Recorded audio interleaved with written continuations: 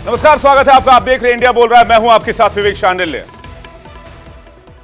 पाकिस्तान में फिर वही पुराना खेल शुरू हो गया है।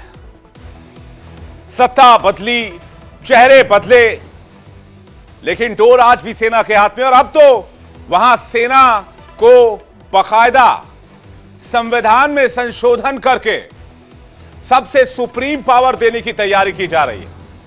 यानी पाकिस्तान का मुस्तकबिल अब कभी ठीक नहीं हो पाएगा।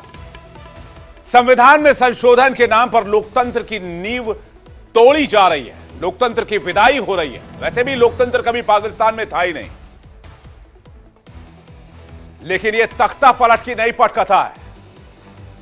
इसके बाद पाकिस्तान में कोई भी हुक्मरान आ जाए, वो फौजी बूटों के नीचे रहेगा। हां, कभी कभी कुछ नेताओं ने पाकिस्तान में फौजी बूटों के नीचे से बाहर निकलने की कोशिश की, जैसे कि इमरान खान, तो उन्हें जेल में ठूस दिया गया। लेकिन अब इन फौजी बूटों को, इन फौजी ताकतों को इतना मजबूत बनाए जाने की शाहबाज सरकार तैयारी कर रही है, जिससे पाकिस्तान में फौजी हुकूमत को कोई हिला नहीं पाएगा। आज इसी पर हम चर्चा करेंगे। इंटरनेशनल डिबेट, दुनिया भर से मेहमान हमारे साथ जुड़ेंगे।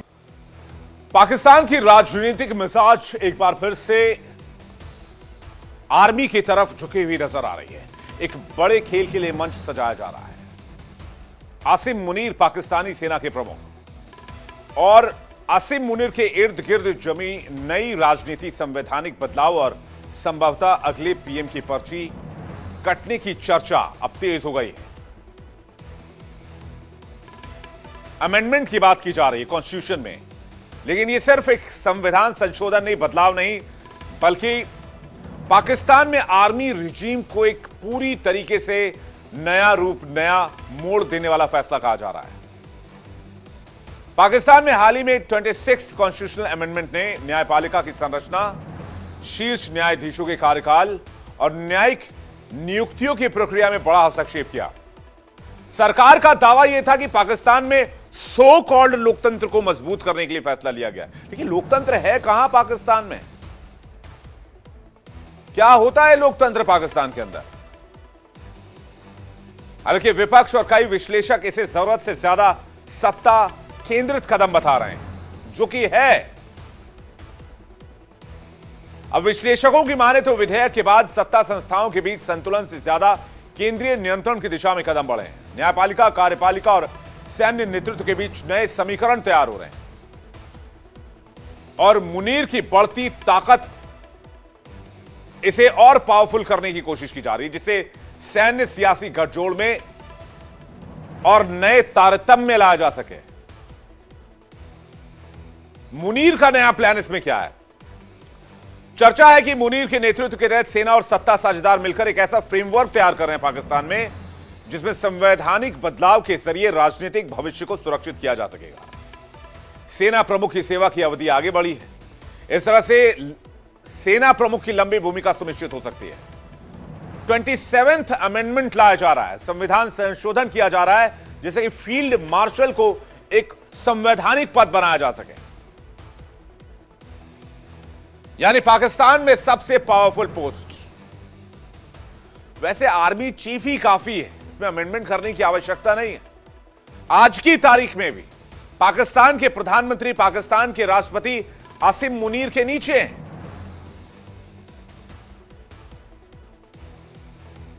और अगर कोई भी नेता आसिम मुनीर या किसी भी आर्मी चीफ पाकिस्तान में जो भी हुआ आज तक उसके खिलाफ जाने की कोशिश करते हैं, तो इमरान खान वाली स्थिति होती है। जेल में सड़ा दिया जाता है और ज्यादा जुबान चलाने से खाल खींच ली जाती है। लेकिन वहां यह भी सवाल है, शहबाज के बाद अगला प्रधानमंत्री कौन होगा?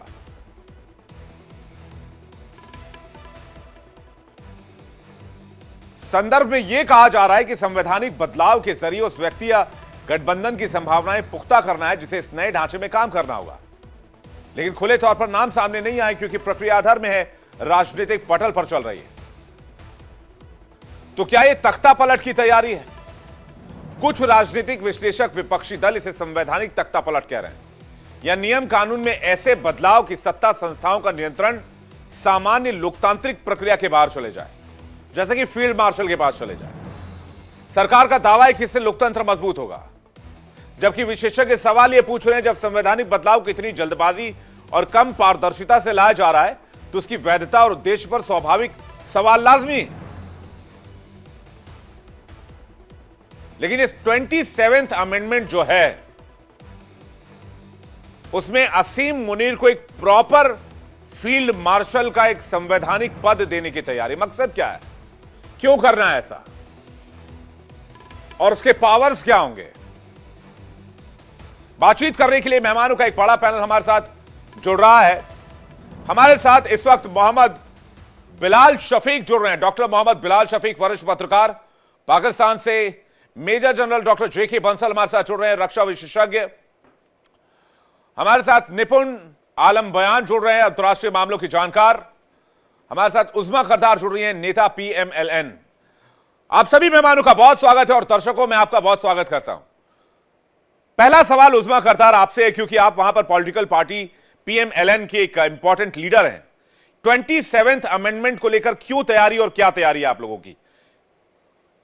जी बहुत शुक्रिया, आपने मुझे इनवाइट किया और मुझे जी बड़ी हैरत हुई कि आप लोग हमारे जो मुल्क का आईन है उसमें इतना इंटरेस्ट रखते हैं। बड़ी अच्छी बात है, क्योंकि हम एक कॉन्स्टिट्यूशनल फ्रेमवर्क में हमारा पूरा मुल्क जो है उसके मुताबिक चलता है और एक जमहूरियत का दौरा है हमारे मुल्क में। हमारा आइन जो है वो पार्लियामेंट को सवाबदी देता है। ये उनकी कलेक्टिव विजडम है कि वो जितनी मर्जी आइन में तरमीमें ला सकते हैं। अगर वो फील करते हैं कि जी कोई पब्लिक इंटरेस्ट में या रियासत के इंटरेस्ट में कोई तरमीम करनी है तो उसके मुताबिक फिर वो हम पार्लियामेंट में आगे बढ़ते हैं।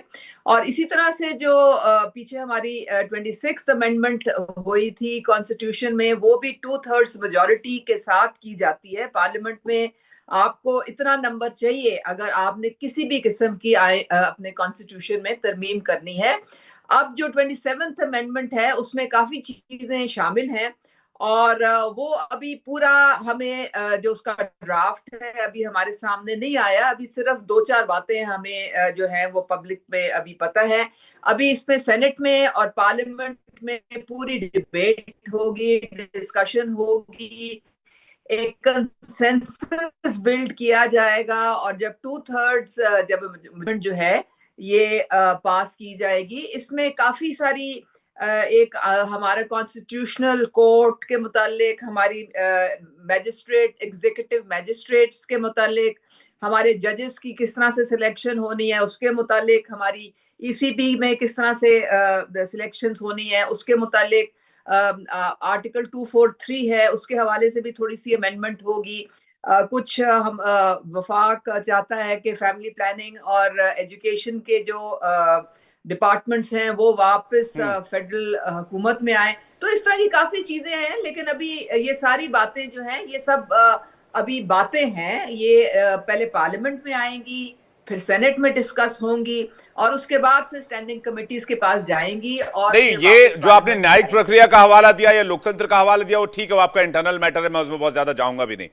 ये जो पीटीआई कह रही है कि आप ये संवैधानिक तख्ता पलट है, और ये जो आर्टिकल 243 है आपका, जिसमें सशस्त्र बलों की कमांड को संघीय सरकार के अधीन रखा जाता है, इसमें प्रावधान यह है कि आप फील्ड मार्शल असीम मुनीर की अवधि बढ़ाने या उनकी रैंक को संवैधानिक मान्यता देने की तैयारी कर रहे हैं। तो क्या ये पीटीआई आपकी ही पॉलिटिकल पार्टी है, उन्होंने संवैधानिक तख्ता पलट कहा है? वो मुझे मालूम है, हमारी ही पार्टी है, लेकिन वो इस वक्त ऑपोजिशन में बैठी हुई है। तो आपको पता है कि ऑपोजिशन बनाए ऑपोजिशन करना जो है वो उनका एक खास मशगला है। उससे ज्यादा कोई बात इसमें नहीं है। देखिए हमारी जो आईन है वो 1973 का बना हुआ है, हमारी जो कॉन्स्टिट्यूशन है। अब जो हमारे पहले फील्ड मार्शल थे वो अयूब खान थे। अयूब खान के बाद हमारा आइन बना 1973 में। तो उसमें हमने इसलिए 243 में तरमीम करनी है कि अब हमारे जो नेक्स्ट फील्ड मार्शल हैं उनको भी कॉन्स्टिट्यूशनल कवर हमने आइन में देना है, क्योंकि ये पहले वाले आइन में मौजूद नहीं है।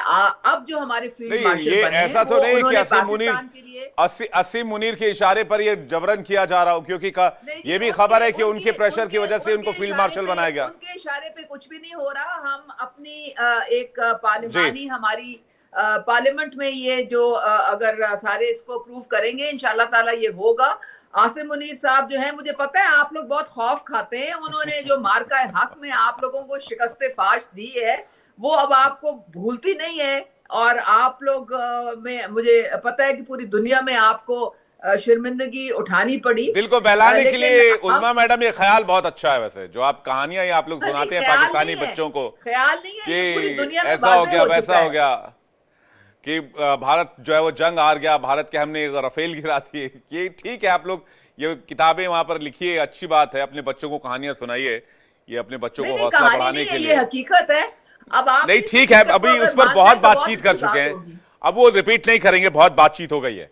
लेकिन आप लोगों को असीम मुनीर को ही क्यों इतनी ताकत देनी है? क्या पूरा जो वहां पर सियासी जमात है वो असीम मुनीर के आगे सरेंडर हो गया? जेके बदल साहब से एक रिएक्शन, फिर मैं बिलाल जी आपके पास। और बिलाल जी आपके मेरे ख्याल में हमारा अभी जी, समझ नहीं आया सिस्टम। हाँ, हमारी मुल्क में डेमोक्रेसी है और कब हमारी से जो आर्मी एस्टैब्लिशमेंट है वो किसी भी जमहूरी उस्मा मैडम हुकूमत जो कि डेमोक्रेसी अवाम कब का से और मैंडेट कहां लेके है, आई है ये भी उसके ये साथ भी अगर खड़ी है। क्लियर कर दें आप, कब से है आपके यहाँ डेमोक्रेसी और कहां है? किस बिल में छिपा हुआ डेमोक्रेसी? वो बाहर क्यों नहीं आता वो डेमोक्रेसी? जी thank you very much for inviting me. देखिए, यहाँ पर जो कहा गया है कि अयूब खान जो हैं वो फील्ड मार्शल बने और 1958 में उन्होंने तख्ता पलट के सत्ता अपने हाथ में ली और अपने आप को फील्ड मार्शल का तगमा दे घोषित दिया कर कि वो दिया। सब कुछ उनके हाथ में था।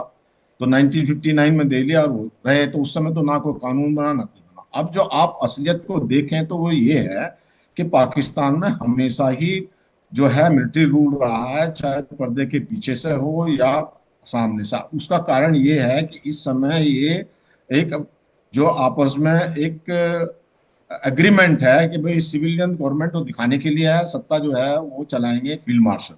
और फील्ड मार्शल चलाने के लिए, उसको लेजिटिमाइज करने के लिए उस कुछ कोई जो 243 अमेंडमेंट कर रहे हैं, एज ऑन टुडे भी जो सब कुछ डीलिंग है अभी, चाहे उसमें आप फॉरेन मिनिस्टर की डीलिंग ले लीजिए, डिफेंस मिनिस्टर या जो है कॉमर्स मिनिस्टर, वो सब फील्ड मार्शल मुनीर ही कर रहे हैं। और ये जो सारा कंट्रोल अपने हाथ में लेना चाहते हैं और कंट्रोल हाथ में लेकर के, जैसे बलूचिस्तान है या खैबर पख्तूनख्वा, उनकी मिनरल्स को भी इसके अंदर में रख करके फेडरल संपत्ति बना करके, एक ये तानाशाही है सिर्फ ये दिखाने के लिए नहीं, दुनिया और को कि ये हमारे यहाँ इंपॉर्टेंट है कि ये अमेंडमेंट एक सिविल स्पेशली गवर्नमेंट तब हो रहा है है जिससे जब कि पाकिस्तान इनको अमेरिका की मीटिंग हुई है। सर, ये इसको भी एक बार मेंशन कीजिएगा जरूर। जी, पाकिस्तान और अमेरिका की इंपॉर्टेंट मीटिंग जिसमें ट्रंप और आसिम मुनीर की मीटिंग हुई है, उसके बाद ये अमेंडमेंट लाया गया और उसमें फील्ड मार्शल को एक संवैधानिक पद देने की बात कही जा रही है, जिसका विरोध वहीं पर हो रहा है। हालांकि पीपीपी के भी कुछ नेताओं ने इसका विरोध किया है। बिल्कुल। इसमें देखिए जो है ना, अभी कोई भी आर्मी जनरल किसी प्रेसिडेंट से नहीं मिला, किसी भी कंट्री का, पाकिस्तान का भी नहीं मिला पहले एज ए आर्मी चीफ। ये बुलाया गया और उसमें आप अगर देखते हैं तो लीडिंग रोल में जब ये मीटिंग हुई थी तो लीडिंग रोल में फील्ड मार्शल आसिम मुनीर थे, जो दिखा रहे थे बक्सा खोल करके, हम आपके लिए ये लेकर के आए हैं तोहफे, उनको खुश करने के लिए। तो अब ये उनको लग रहा है बिल्कुल मुफीद टाइम है, जो अमेरिका की भी उनके ऊपर में मेहरबानी है, तो सब कुछ देखते हुए इसको अमेंडमेंट करके और जो कोर्ट है वहां के बिल्कुल पावर को कट कर दिया जाएगा। अगर ये कहते हैं जमहूरियत, तो जमहूरियत में सबसे बड़ा स्तंभ जो होता है वो जमहूरियत या लोकतंत्र जो होता है उसका होता है जो एक न्यायपालिका तो खत्म ही कर दी इन्होंने। प्रेस पहले से ही उनका मुंह बंद है, कोई बोल नहीं सकता। जिसको जो बोलेगा खुला उसको, जैसे आजूक आदमी वगैरह हैं वो बोलती हैं तो उनको जो है डांट फटकार लगती है, उनको किसी को गायब कर दिया जाता है। तो ऐसी बातें देखते हुए पाकिस्तान ने अपना बेल आउट पैकेज लेता रहे और दुनिया सर, ये को 27th amendment Pakistani army chief का बेल आउट है। बिलाल शफीक इस पर क्या कहेंगे, उनका जान लेते हैं, फिर मैं निपुण जी आपके पास आ रहा हूं। बिलाल शफीक जी। जी, मैं पहले तो आपका शुक्रिया अदा करता हूँ, आपने मुझे बोलने का मौका दिया, मुझे इनवाइट किया। आपने तकरीबन 10 से 15 मिनट हो गए प्रोग्राम जो इस वक्त ऑन एयर है, आपके दिमाग पे, आपकी रूह पे, आपकी सोच पे, आपके कंटेंट पे, आपके चैनल पर आसिम मुनीर, आसिम मुनीर, आसिम मुनीर, वो इतना आप लोगों पे हावी हो चुका हुआ है कि अगर मेरे सामने इस वक्त आसिम मुनीर हो, यकीन करें मैं उसको सैल्यूट करूं। तो पाकिस्तान की तारीख का वाहिद, वैसे तो मुशर्रफ ने भी आपको टफ टाइम दिया, उससे पहले भी जनरल अयूब ने दिया, लेकिन जो टफ टाइम आसिम मुनीर ने आप लोगों को दिया ना, यकीन करें, let me make it clear, मैं कोई इसमें बायस नहीं है कि मैं पाकिस्तानी हूं या आप इंडियन है। आप लोगों के दिलों पे, साइकी पे आसिम मुनीर सवार है, उसकी वजह फिर आप कहेंगे आप 7 मई से 10 मई ले है। पहली बात। दूसरी बात मैं आपको ये बताऊंगा कि ये नफ्सियाती इशू है, this is psychological issue, you people need treatment. मैं I am telling you as your neighbour कि आप लोगों को एक ट्रीटमेंट चाहिए कि आसिम मुनीर आपके साथ आखिर ऐसा क्या कर गया, आपके कोई मामला ऐसे कर गया। I don't want to go below the belt, लेकिन इतना आसिम मुनीर, आपको पता है कि इंडिया क्यों दुनिया में पीछे रह गया और चाइना क्यों आगे आ गया? चाइना की पॉलिसी है नॉन इंटरफेरेंस और peaceful coexistence. I am student of international relation, I have done PhD in IR. मैं आपको, मेरा thesis with China US strategic competition between Pakistan and India, implication for south Asia. मैं हमेशा सोचता था कि चाइना और इंडिया की आबादी तकरीबन एक जैसी है, इंडिया के पास ज्यादा अच्छी अपॉर्चुनिटीज है, इंडिया की जो ज्योग्राफी है वो दुनिया में उसको कनेक्ट करती है, अगर इसके पाकिस्तान से भी अच्छे रिलेशन होते हैं। लेकिन इंडिया क्यों पीछे रह गया? इंडिया इससे पीछे रह गया कि इंडिया को एक डिजीज है, ये बीमारी है। मैं आपको हकीकत बता रहा हूं कि आप इंटरनली लोगों के मामले में इंटरफेयर करते हैं। बांग्लादेश से आप लोगों का मसला, नेपाल से आप लोगों का मसला, श्रीलंका से आप लोगों का मसला, चाइना से आप लोगों का मसला, पाकिस्तान से आप लोगों का मसला। वही तालिबान जिसको आप लोग कहते थे ये दहशतगर्द है, वही तालिबान जिसको आप कहते थे कि पाकिस्तान इनको कश्मीर भेजता है, आज उन्हीं तालिबान के साथ आप लोग बैठ गए। क्यों? आसिम मुनीर। आज आपकी सारी जो इंडियन फॉरेन पॉलिसी है वो आसिम मुनीर सेंट्रिक है। एक आपकी डेमोक्रेसी है, आप अगर अब तो आपकी डेमोक्रेसी नहीं है, मैं पूरी दुनिया में ठीक है, साबित कर सकता हूँ पूरी दुनिया। शफीक साहब, आपने अमेंडमेंट पे एक भी नहीं बोला। आपने एक रेगुलर पाकिस्तानी गेस्ट की तरह सारे टॉपिक कवर कर लिए, फिर तालिबान भी घुसेड़ दिया आपने। चले अमेंडमेंट पे बात करते हैं। मैं देखिए, मैं बस एक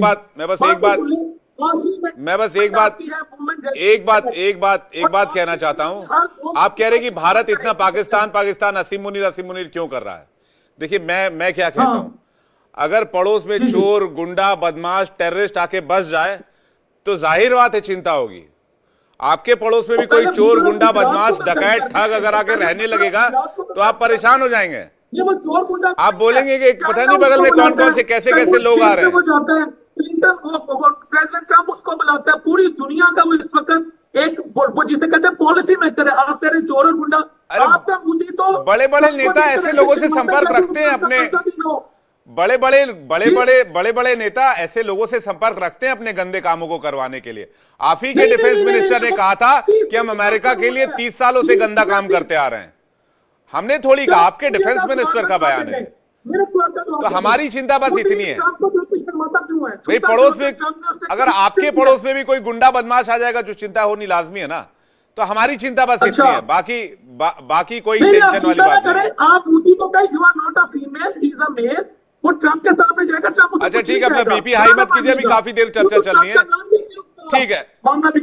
ठीक है, बीपी हाई ना करें। निपुण जी से मैं समझ लेता हूं 27th अमेंडमेंट क्यों जरूरी है फील्ड मार्शल के पोजीशन के लिहाज से या पाकिस्तानी आर्मी के पॉइंट ऑफ व्यू से? ये वो तो मैं आपको बताऊंगा ही। अभी मैं जेके बंसल सुन रहा था और बाकी पूर्ववर्ती जो पाकिस्तान से तो हमारे जुड़े हुए हैं। शफीक साहब, देखिए जो नेताजी हैं, शफीक साहब बड़े जज्बाती टाइप के लगे, थोड़ा सा पाकिस्तान को लेके थोड़े जज्बाती हैं, थोड़े पैशनेट हैं। अच्छा लगता है वो अपने देश को डिफेंड कर रहे हैं। जी हाँ विवेक जी, मैं कह रहा हूँ कि जो नेता जुड़ी हुई है उनका समझ में आता है कि वे पॉलिटिकल पार्टी से हैं, लेकिन जिस देश के पत्रकार तानाशाही का स्वागत कर रहे हो इस प्रकार से, वो देखने लायक था कि तानाशाही का स्वागत ये कर रहे हैं। आप सब समझ सकते हैं कि पाकिस्तान का जो इंटेलेक्चुअल क्लास है वो कितना बुद्धि उनकी क्या मंद हो चुकी है, किस प्रकार की वो बातें कर रहे हैं। और देखिए सबसे बड़ा दर्द था, आपने दर्द जगा दिया उनका। दर्द क्या जगाया? तालिबान। जैसे तालिबान का नाम आता है तो कैसे बिलबिल आने लगते हैं। 3 बॉर्डर है पाकिस्तान के, ईरान के साथ इनके संबंध नहीं, अफगानिस्तान इनको मारने लग रहा है दबा के, कंफ्यूज हो रहे हैं क्या करें क्या ना करें, जाके अमेरिका के पास बचा लो अमेरिका बचा लो, मार रहा है, तालिबान मार रहा है, हमने पैदा किया था। भारत से संबंध अच्छे नहीं, तजाकिस्तान से संबंध अच्छे नहीं, 3 बॉर्डर, तीनों में डिस्टर्बेंस है। हमारी बात ये करते हैं। अब हम बात करते हैं जो ये संशोधन कर रहे हैं। अभी मैडम कह रही थी कि हमारे यहाँ संवैधानिक व्यवस्था है, 3 संविधान है इनका। ये तीसरा संविधान है। पहला संविधान 1956, फिर 62 और ये 73 का संविधान है। ये भी रहेगा या नहीं रहेगा यही जाने। देखिए क्या है कि ये इसको कहा जाता है, हम लोग पॉलिटिकल साइंस में 3 शब्दावली यूज करते हैं।